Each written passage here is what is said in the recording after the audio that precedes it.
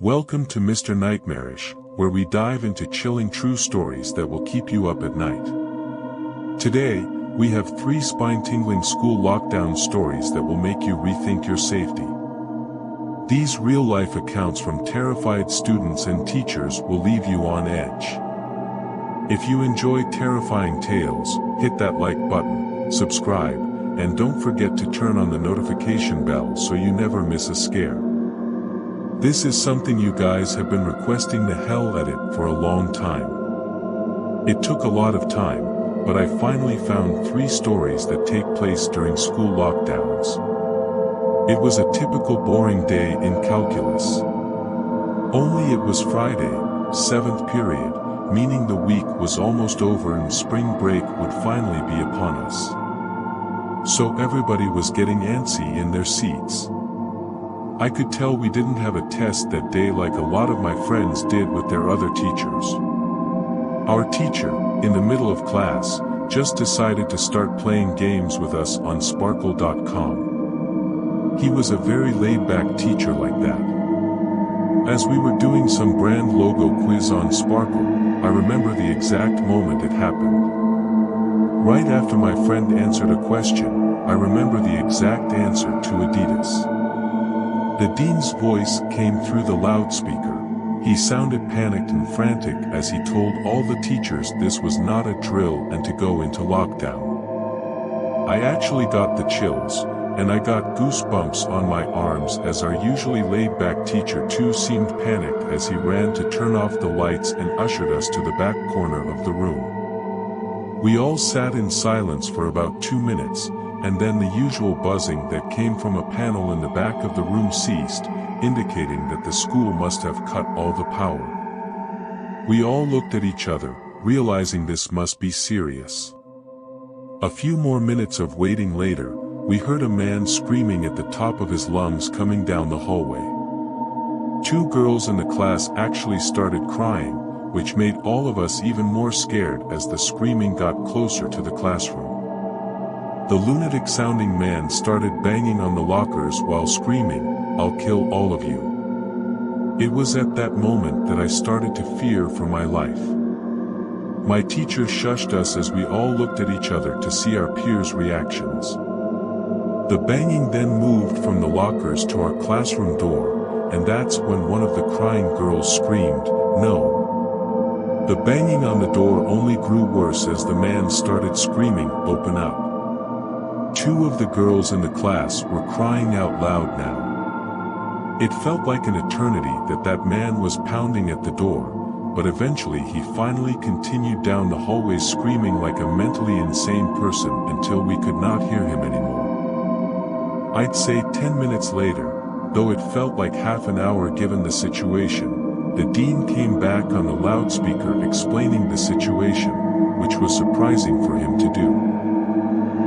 He explained that some apparently mentally unstable person entered the building and assaulted the woman sitting at the front desk, causing her to flee the building screaming. Staff wasn't sure if the man was armed or not.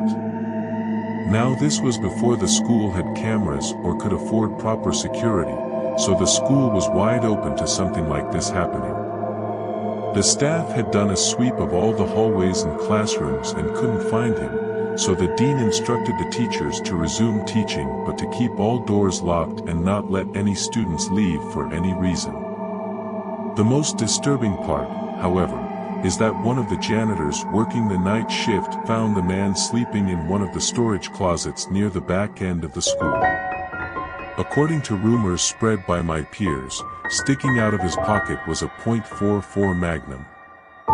The janitor must have done something stupid to wake him up, for example, leaving the closet door open, because by the time a police officer could arrive on scene, the man was gone. My entire class, as far as I know to this day, has no idea if this man was ever found, but I like to think that right now he's being given the proper help that he needs. My school has 2 lunch periods. First lunch period is for all 6th graders and some 7th graders. Second lunch period is for the other half of 7th graders and all 8th graders. The lockdown happened in early October.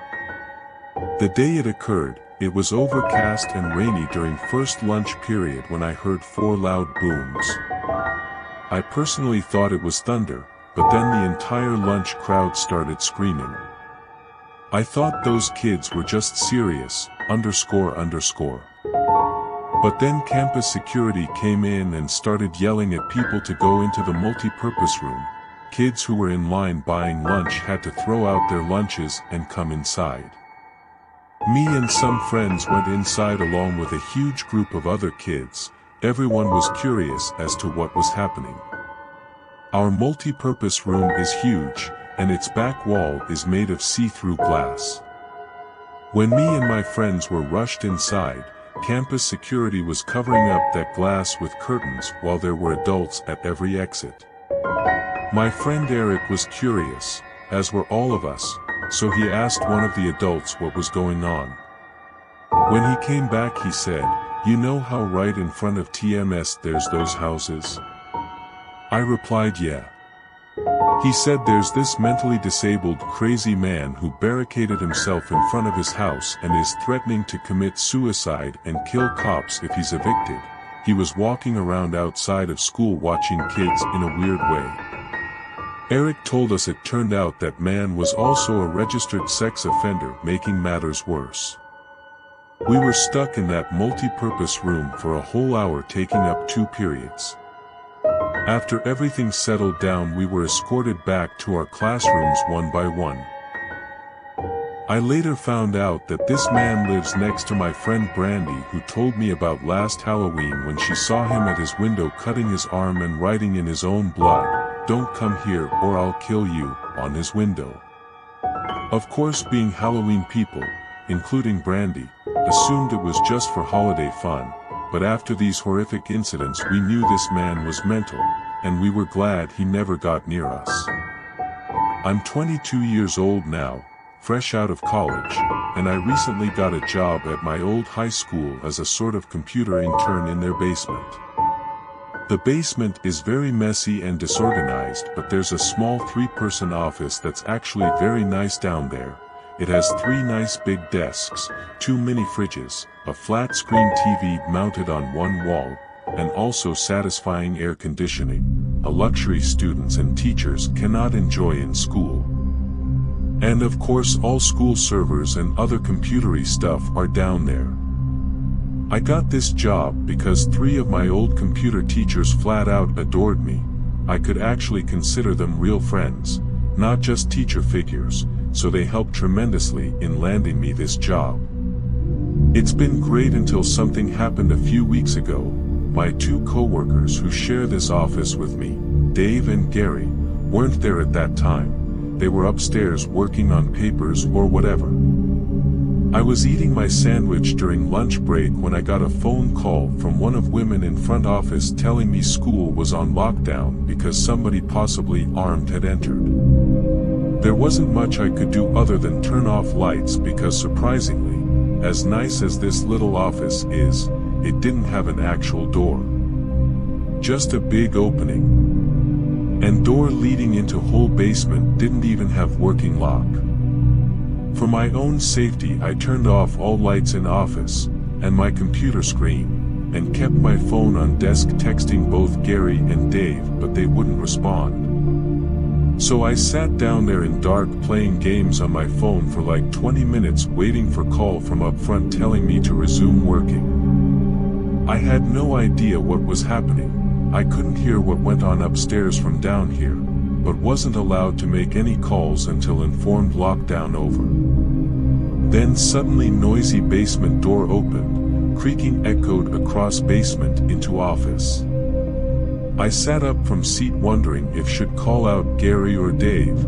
I was eager to get some info from them. Someone then came running downstairs, their footsteps approaching my office. I pushed away chair and crawled under desk. Somebody entered office but did not turn lights on, there was just silence. I can't even describe fear I experienced, felt like if made one sudden noise I'd be dead man. Suddenly my phone dinged, I got text message. My entire world shriveled up and died at that moment as I clenched teeth in fear.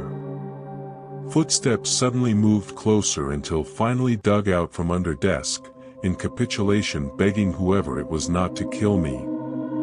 Just then someone grabbed my arm and pulled me up. It was some guy wearing red plaid button-up jeans with reddish-black cap. He told me, "It's okay, I'm just down here hiding with you. What's going on up there?"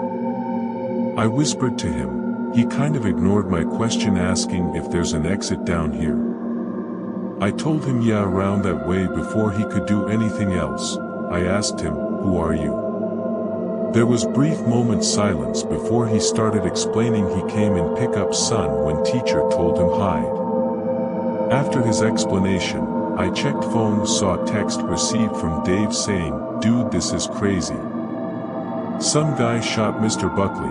He's wearing red shirt and hat. Whatever you do, don't come upstairs." I was about reread text out loud until realized. I looked up, felt stomach sink. The man seemed catch onto suspicious stare. Panicking, all I could think do run upstairs. A gunshot echoed through basement. I heard bullet ricochet off something metal darkness, but thank God bullet missed me. I made it upstairs. Fortunately police waiting at all exits including basement exit called man second he opened door. More good news, our teacher Mr. Buckley survived gunshot. It later determined man and Mr. Buckley had some beef for whatever reason, but that never revealed. All we know is Mr. Buckley couldn't have done anything warrant such reaction, and sound gunshot will forever echo in mind. Thanks for watching these bone-chilling true school lockdown stories here on Mr. Nightmarish. Let us know what you think in the comments. Did any of these stories send shivers down your spine? If you enjoyed the video, give it a thumbs up, share it with your friends, and make sure to subscribe. Hit the notification bell to stay updated with our latest horror stories. Stay safe, and until next time, keep the nightmares alive.